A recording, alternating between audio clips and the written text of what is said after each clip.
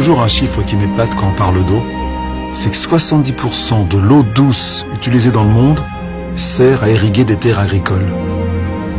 Mais parfois cette eau, on la gaspille. Voyez vous-même au milieu du désert du Wadi Rum en Jordanie. Ces canaux qui occupent toute la largeur de la vallée sur des centaines d'hectares. Mais à quoi ça sert? C'est incroyable, ces canaux qui ont été faits en plein désert. C'est un truc de fou, ça. En plein désert, il y a une construction pareille.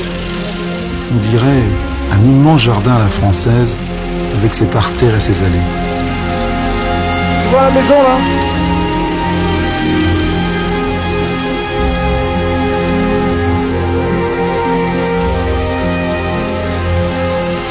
À quoi pensez-vous quand vous voyez ça? Est-ce que vous pensez que c'est bien ou c'est mal? Je pense que l'homme est capable de tout. J'apprends que cette folie est la propriété privée d'une famille régnante du Moyen-Orient. Riccardo Petrella avait raison. L'homme riche ne manque jamais d'eau.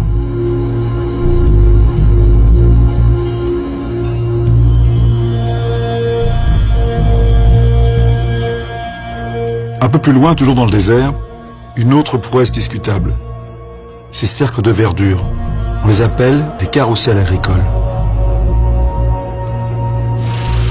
C'est fou ce qu'il y a comme eau par terre, ça. Regarde, on est en plein désert, je dirais des marécages.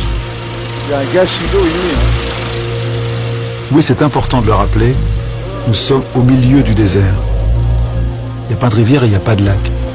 Alors d'où vient l'eau qui permet de cultiver ces immenses surfaces?